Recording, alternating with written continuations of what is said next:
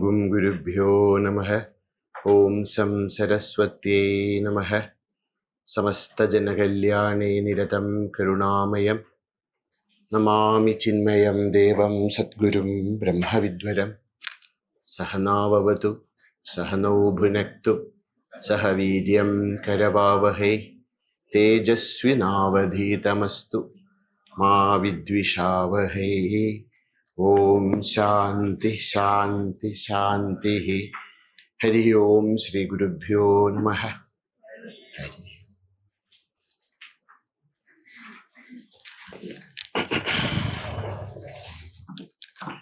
So we were discussing about the different topics of Vedanta. So we saw that there are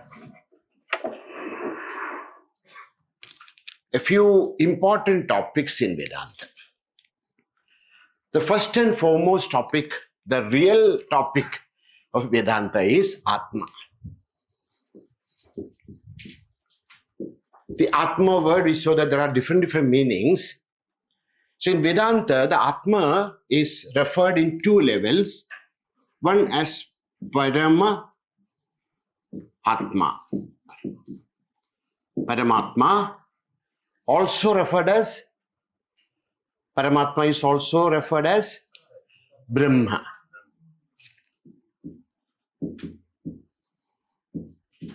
As I said, it is Brahma. If you write Brahma, then it becomes created. Brahma, Namsvelinga, neuter, Brahma, Brahmani, Brahmani, Brahma. Okay? So, Paramatma, Brahma, same. Now there is second, so one, Paramatma or Brahma.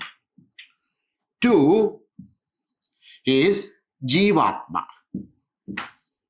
We use the word Atma Shabda also for Jiva. Jivatma, Paramatma. So what is the real subject of Vedanta? Jivatma, Paramatma, Aikyam. The oneness of Jiva and Paramatma is the subject of Vedanta. Many other subjects are discussed in order to prove Jivatma, Paramatma, Aikyam. So if somebody asks you, what is the subject of Vedanta? Oh, you went and attended 10 days of, of such a camp. And then somebody asks us, what is the essence of this entire Vedanta? The essence of entire Vedanta is Jivatma, Paramatma, Aikyam. Jivo, Brahmaiva, Navara. That's the essence. So, Jivatma, Paramatma and Jivatma, Atma. Next comes Maya. Now in this Maya also there are two variations, Vidya and Avidya.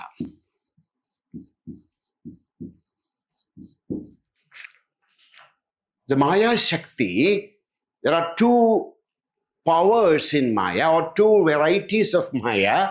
One is known as Vidya Maya, another is Avidya Maya. What is this Maya? We will study it in detail. Maya is Trigunatmika. What is Maya? Trigunatmika, where there are three gunas. What are the three gunas? Sattva, Rajas and Tamas. Now, when the Sattva is predominant,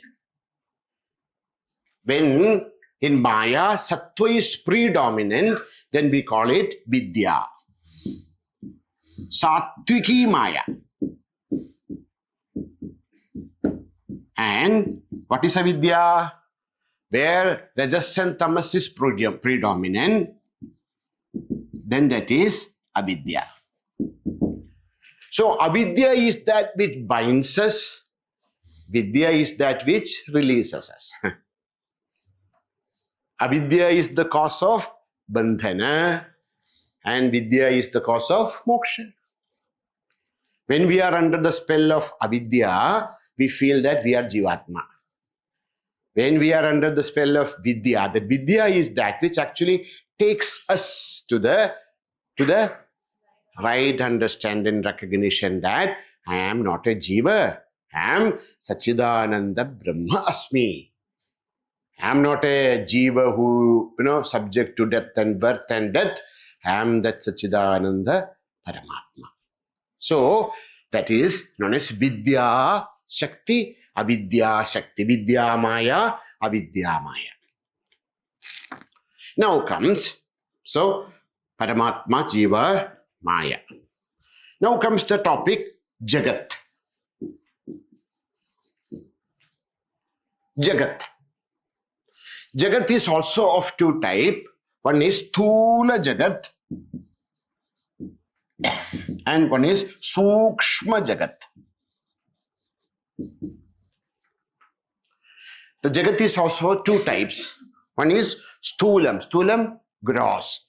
That which can be seen, that which can be experienced through Indriyas. So whatever we are seeing, whatever we are perceiving, that is known as Sthula Jagat, the gross universe. And also there is a Sukshma Jagat, where inside we can just close our eyes and then see everything. When we are in the sleep, when we are in this Swapna, we are all experiencing a different kind of Jagat, which is Sukshma. So there's a Sthula Jagat also there. There's a Sukshma Jagat is also there. Then comes the next topic. Topic is what is the goal of life? Lakshya. What is the purpose of life? Because Vedanta is also a darshana, and a darshana should discuss about the lakshya. So what is the lakshya of human life according to Vedanta? Jiva Brahma Aikya is the lakshya. Not going to Surga, not going to this or that. Recognition of our own true self as Atma. I am Sachidananda Parabrahma Asmi. I am not a jiva who is born and dead and all that. I am that Sachidananda Paramatma.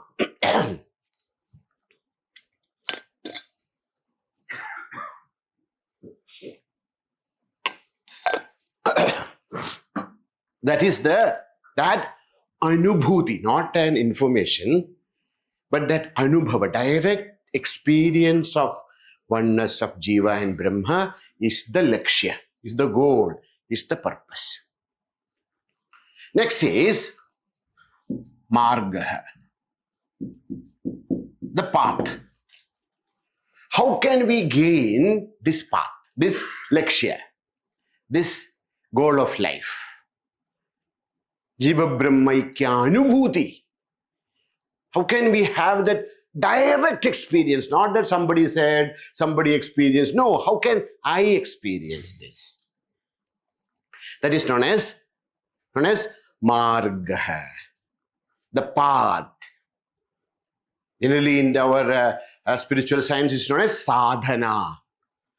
What is the sadhana? What is the path? What is the marga? What is the way we can experience this Jiva Brahma Aikya?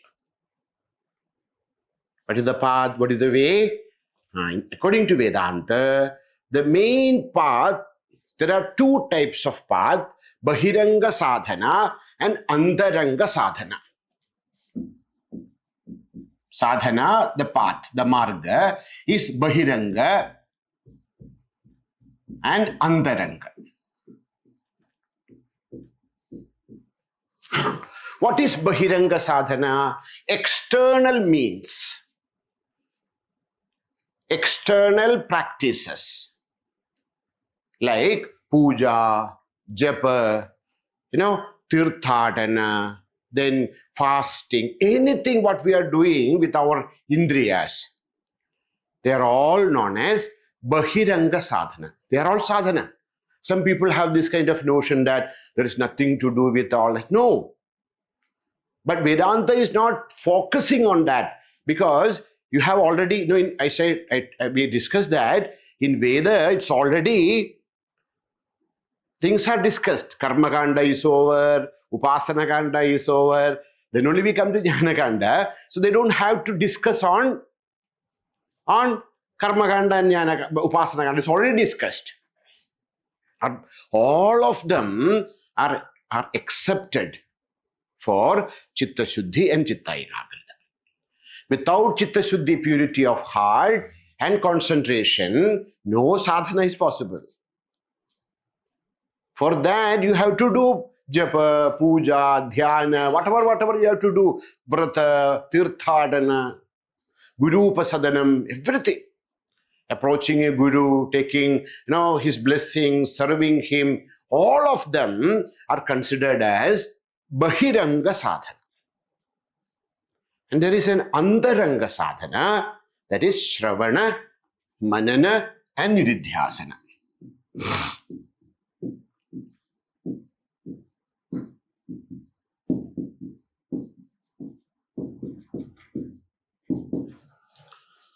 Shravana, we have to listen to Shastra.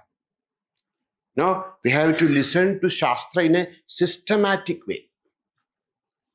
Not some, we go and just listen to this and that and, some YouTube talks and etc. It's all good for gathering information.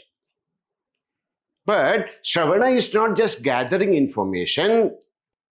Gita will say, we have to approach a teacher.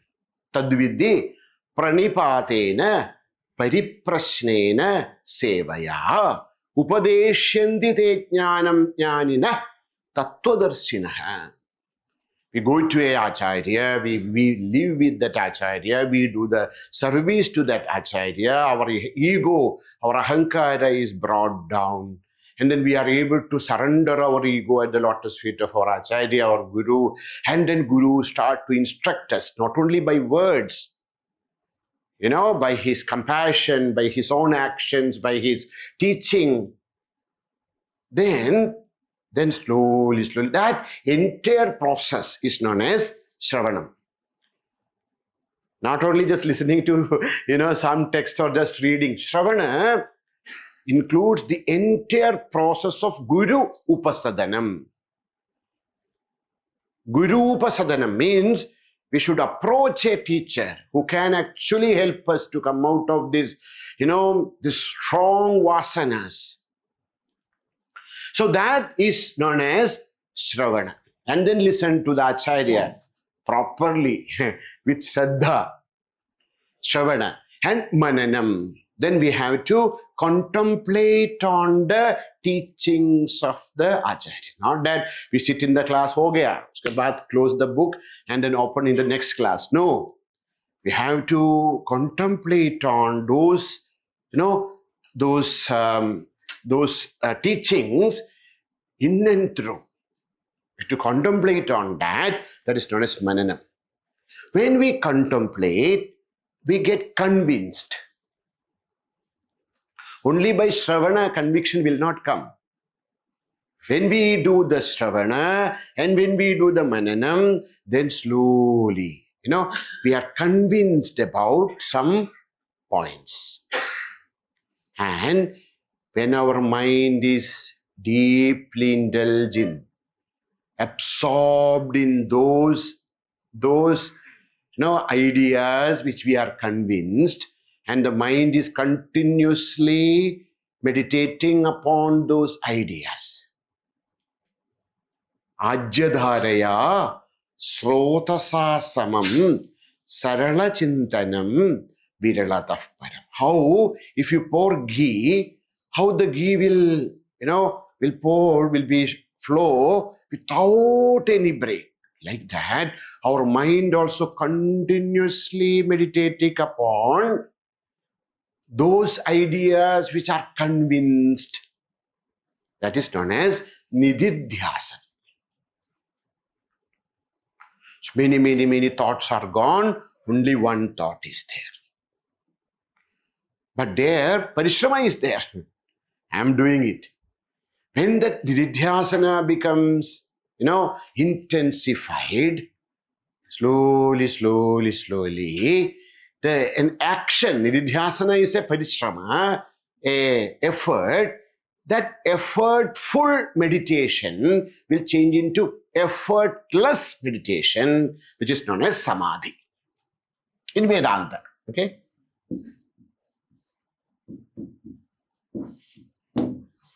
In Vedanta, samadhi is a kind of nididhyasanam which is effortless.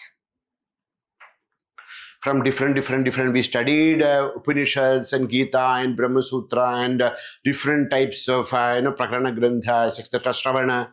We meditated upon it, and then we understood there are different topics. And then we come to the conclusion that the most important topic I should meditate is Aham Brahma Asmi. I am the Supreme Consciousness. When my mind gives up all other thoughts and my mind is totally focused on this one thought, known as Aham Brahmasmi, that is known as Brahma Akara Vritti. That's also a thought. But in Brahmakara Vritti, there's only one thought. What is that? Aham Brahma Asmi. I am the Supreme Consciousness. No other thoughts comes. When our mind is fully focused on that Aham Brahmasmi thought, in the beginning, we have to, sometimes mind goes here, there, again we bring it back, and then we indulge our mind into one thought of Aham Brahmasmi. After some time, we enter into a effortless meditation of Aham Brahmasmi. It naturally comes to us. When our mind is effortlessly meditating upon the true nature of self, that is known as savikalpa samadhi. So samadhi is of two types. One is savikalpa. What do you mean by savikalpa? There's a thought. Only one thought. What is a thought? Aham Brahma Asmi. I am the Supreme Consciousness. One thought. No other thoughts. We don't even feel that we are a jiva. We only think that Aham Brahmasmi, I am that Supreme Consciousness. But there is a thought. As we do that, if we are engaged in that Savikalpa Samadhi for some time, that Savikalpa Samadhi change into Nirvikalpa Samadhi. What is Nirvikalpa Samadhi? In Nirvikalpa Samadhi, in Savikalpa Samadhi, Aham Brahma Asmi is there. I am Brahman. In Nirvikalpa Samadhi, only Brahman is there. Even Aham Brahma Asmi, I am Brahman, nothing is there, only Brahman. Now, we abide in our true nature. There's no more thought also. A thoughtless state where we remain as our own true self. That is the Nirvikalpa Samadhi of Vedanta. Okay? Yoga Shastra also talks about this, but their standpoints are different, understandings are different. But in Vedanta Shastra, abidance in this true nature as Aham Brahmasmi is the goal of life. So that is the sadhana, that is the sadhya, that is the mark. Now we have already studied about so many topics.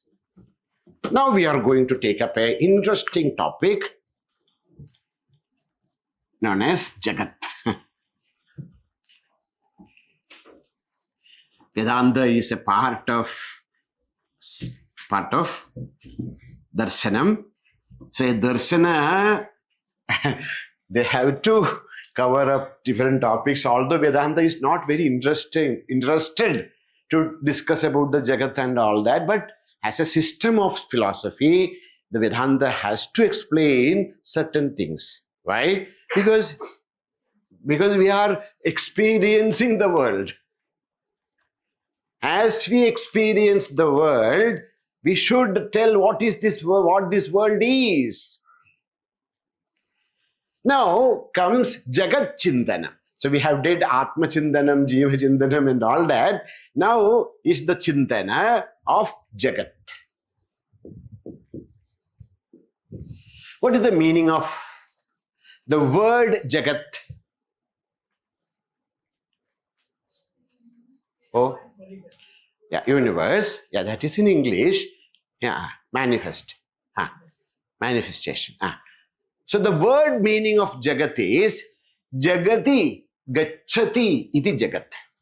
In Sanskrit, the word Jagati means that which moves.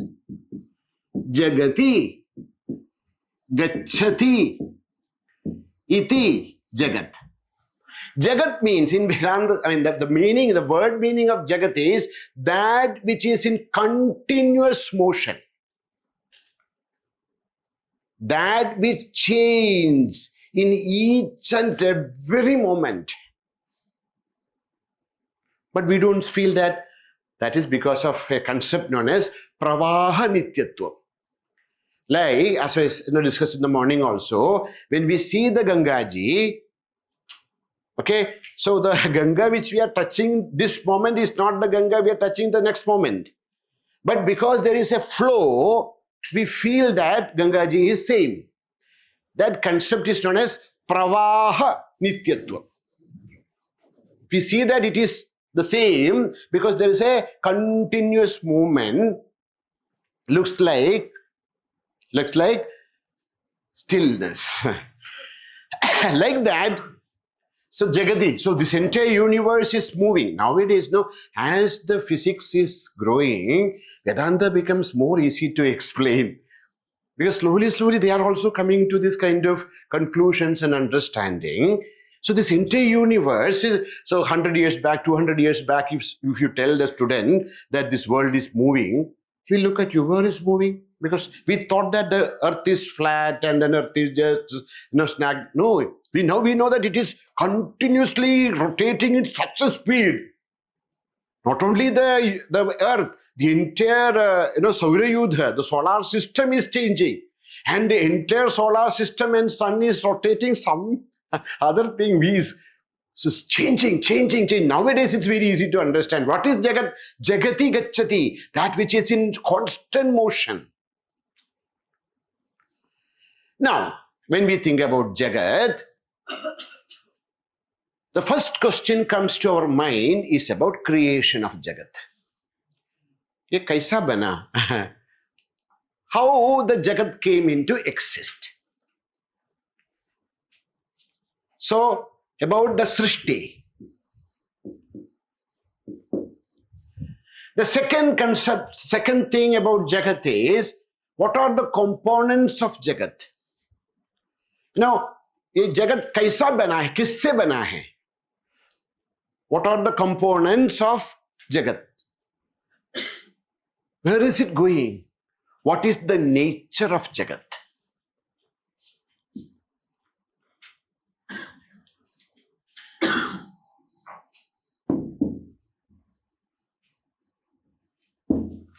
So what is Jagat?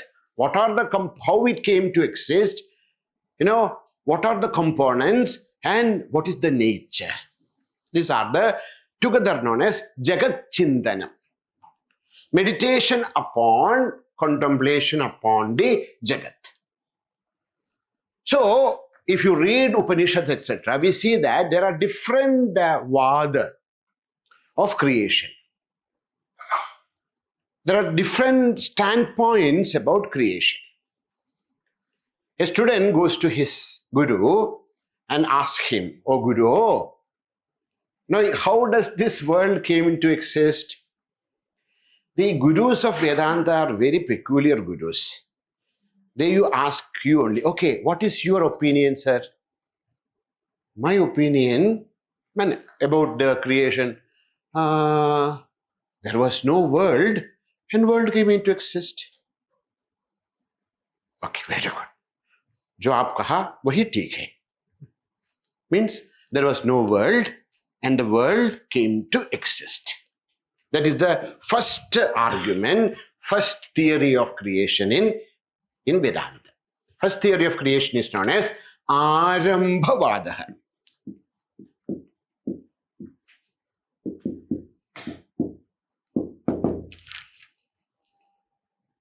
The first, first argument or first thought, first hypothesis is known as Arambhavada. So you will see this Arambhavada in the Upanishad itself. Sadeva somedam agrasid nanyat kinjanamishad sa ikshata bahusyam prajayeti tatsrishtva tadeva anupravishad. We see that Sadeva Somya Satyalone was there, and then the Paramatma wished, let me become many, and the world came to exist. So, Arambha. There was no world, and the world manifested. It's known as the Arambhavada. At one point of time, the world manifested. Who said this? Shishya said. And Guru said, Tathastu. Jaisi aapki ichha. Okay? As you wish, as you say. Okay? But then Guru says, please think over. Okay? One such a Shishya went to his father and his teacher. Praguruvai varunihi varunam pitaram upasasara adhihi bhagavo brahmeti. So Shishya went to Guru and said, please teach me about Brahman. Said, see, Bachu, I can't teach you this. I can give you an indication. What is that? Yado va imani bhutani jayande ye najata nijivandi yat prayandya bisam visandeti tat vijitnyasasva tat brahma. You think, you find your own answers. I am not here to give answers for your questions. I will help you so that you can find your own answers. That is the approach of Upanishadic Rishis. So, he went and said, Arambha, everything started. Now, father said, okay, whatever you said is correct, but please sit down and think about your own argument, okay? He said, why father is telling like this? Why Guru is telling like that? I should contemplate again. So, he went and then contemplated. Then he found a problem. What is the problem? See, in this universe, you don't see that anything comes out of nothing. From nothing, anything cannot be created. There should be some cause for effect. Without a causal, cause and effect relationship, nothing exists, nothing comes from, nothing is created in this universe. So if you say that Arambhavada means nothing was there, from nothing, nothing alone can come. So how can you that also are not talking about this entire universe. How can this entire universe come out of nothing?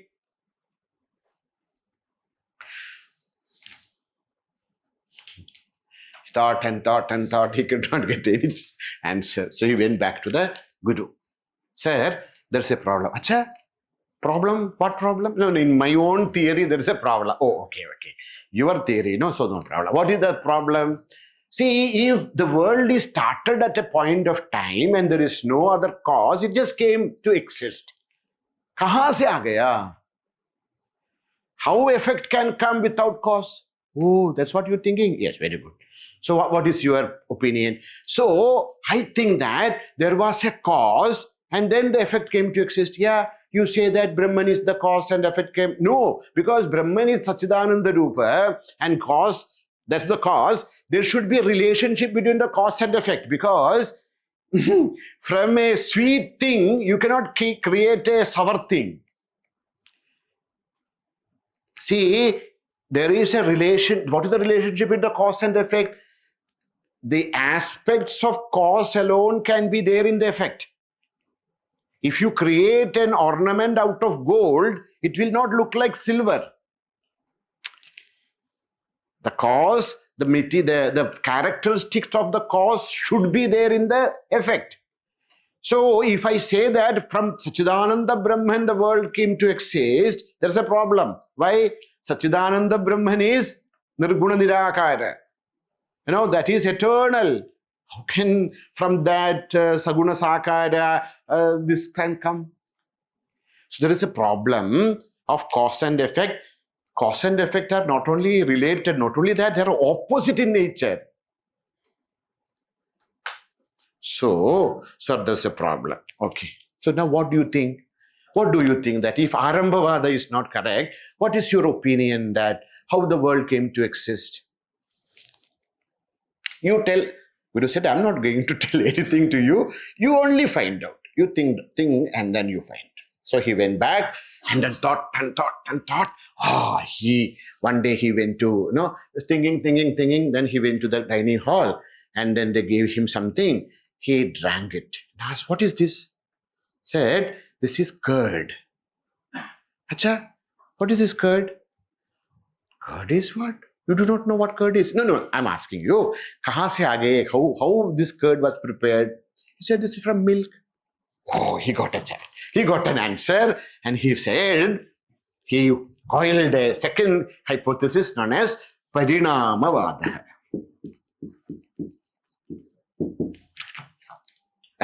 What is Parinamavada? The milk changed into curd.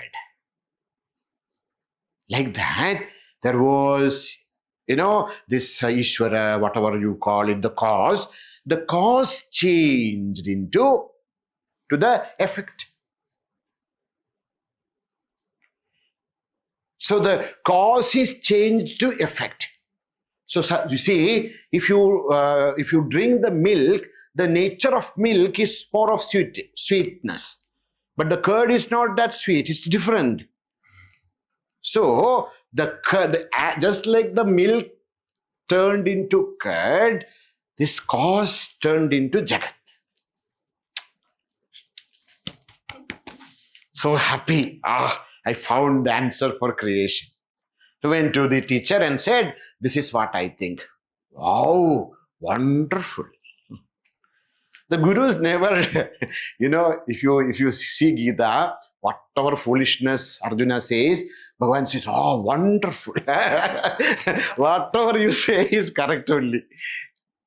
So, Guru said, very good, Parinamavada, very nice, okay? The curd is changing into, now what is that? The milk is curding into curd, curd is changed into butter, butter is changed into ghee. Wow, what a wonderful you are, this time Nobel Prize is for you. So he was very happy. But then Guru said, very good, okay, but sit down and think over. He said, my God, now what is there to think? But then Guru, they are good shishyas, okay? When Guru say think over, they used to think. So they sat down and started to think. Then he understood the problem. If Brahman is turned into Prapancha, like milk is turned into curd, there's no more Brahman. If the creation is like the milk is turning into curd, yes, understood. But then there is no more milk. Like that, if you say that the cause has turned into the effect, then there is no cause. Gone. Brahman is gone. There is no Brahman no more.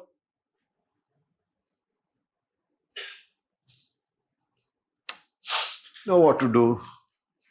He thinking. And one day he was thinking and walking. And it was evening time. And then he saw that a big snake is lying there. He got frightened. He ran away and then brought some torch and then saw that, it is not a snake, it was just a rope. And he got this answer. That is the third Vada, known as Vivartavada.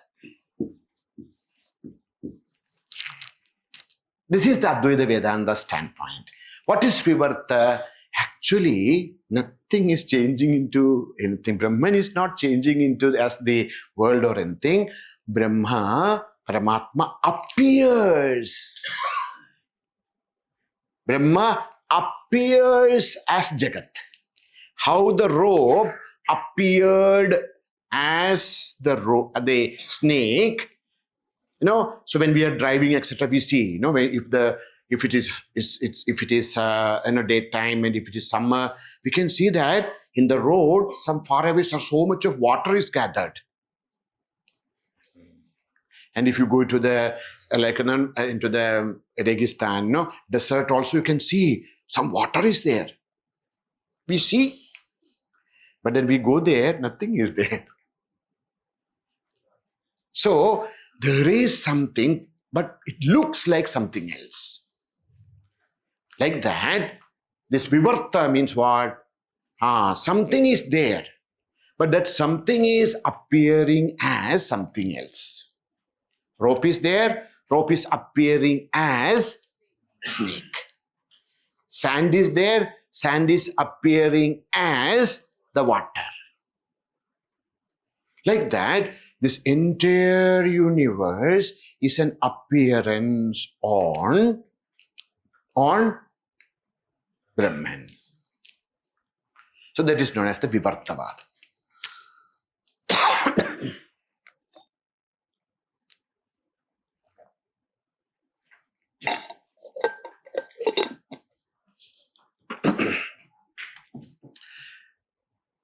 Now he went back to this time he did not run or anything. Aram se gaye, because everything is Vivarta only. So he slowly went to his Acharya and said, "Sir, this is what I feel." He said, "Now, I really appreciate you." Okay? So before you are not appreciating, really? No. See, everything is an achievement, okay? Everything is an achievement, but this achievement is something which is very appreciated. But Guru said, so what is the final conclusion? No. What is the another final conclusion? Abhi tak yahan tak aage, Vivartavad tak aage, to aur final conclusion kya hai? What is the final conclusion? This time he did not take that much time. He came to the final conclusion as Ajatavada. Ajatavada means actually nothing is happening. Ajataha. Nothing has happened, appears to be happening. So, this is the highest vada of Vedanta. Najayate mriyate vakadachit nayam katas kudaschid na babhuva kaschid ajo nitya shashvatoyam puranaha hanyate hanyamane sharire najayate mriyate vakadachit. Only appearances are there. The rope never became a snake. The sand never became water. Only it appears. These are the vadas of, these are the Srishti vadas of Vedanta, of Indian philosophy. The last two, Vivarta and Ajata, are the standpoints of Advaita Vedanta. Now comes a problem. You have so many problems. Yes. See, if you say that something is looked as something else, when you looked at that rope, that rope was, we saw that rope as snake. We saw the sand as water. There is a cause for that.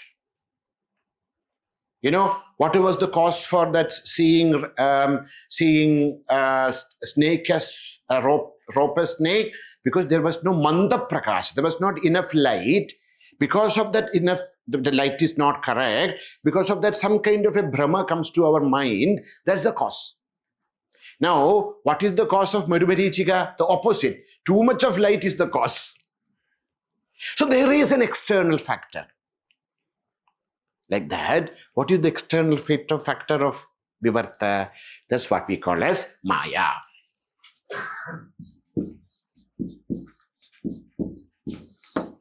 Maya. What is Maya? Maya is the power of Brahman, the Shakti. Brahmasraya Shakti. There is a Shakti, there is a power which is there in the Brahman itself, because of which the entire universe appears to exist.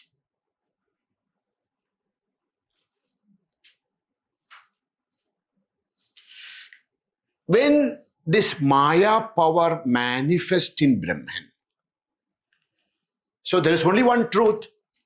We call that truth as Brahman, okay? When that, I said that there is two powers, no? Where there, that Vidya Maya manifests in Brahman, that Brahman is known as Ishvara.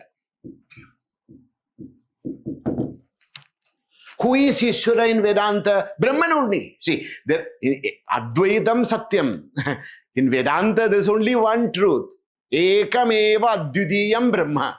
That's the truth. But then who is your Ishvara? Ishvara is Brahman alone. But then what is the difference? In Brahman is Nirguna Nirakara. There are no gunas, there is no akara, there is no shakti, there is no business. Just pure consciousness. That pure consciousness without any vikara, without any change is known as Brahma, Paramatma. When in that Paramatma, when the Srishti, Sthiti, Laya, this power, Icha Shakti, Jnana Shakti, Kriya Shakti, the power to create, to imagine, to, all that, the knowledge, all that when it manifests, the same Paramatma is known as Ishvara. Paramatma alone, Brahma plus Vidya Maya is known as Ishvara. Now, the same consciousness is somehow associated with Avidya Maya. Then that Brahman is known as Jiva.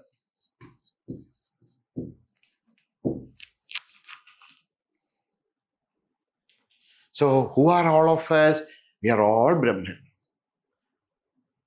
We are Brahman and Brahman alone. But what is the problem? The problem is we are associated with a power.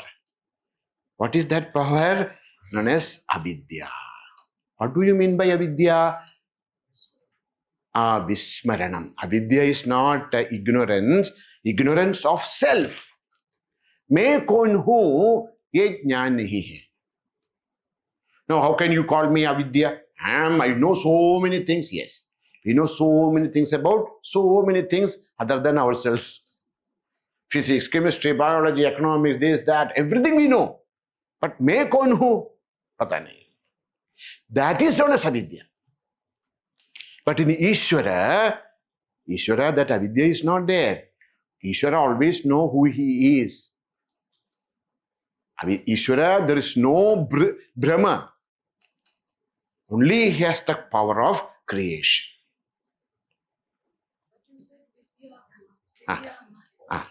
Vidya. Vidya is that which is not veiling.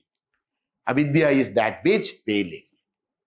So, in Ishvara, the Shakti is there, Maya Shakti is there, but it is pure. It is of the nature of Vidya. It's the nature of Sattva-guna only. And in Jiva, it's like, suppose, this is there. If I put it inside my hand, you cannot see this. Why? Because that which covers is so thick. At the same time, if you put a glass over this or a plastic cover on this, we can see this. Even though it is inside something, we can see because that is transparent. What is transparent? That cover is transparent. In Ishvara, the cover is transparent. So the Ishvara will never have Swarupa Vismriti. That's a nature. And we lose who we are. That is known as Jivatva. I know that I am putting too many ideas into your head now, but there's no time. No, that's why I just wanted to, when you go from here, when you say that I attended a Vedanta, course, at least some basic understandings and clarity should be there. That's why I'm sorry that, I'm bombarding so many ideas into you. But please take some time and just try to, grasp, because this is the essence. Om Purnamadah Purnamidam Purnat Purnamudachyate Purnasya Purnamadaya Purnameva Vasishyate. Om Shanti Shanti Shanti. Hari Om Shri Gurubhyo Namaha. Hari Om. Hari Om.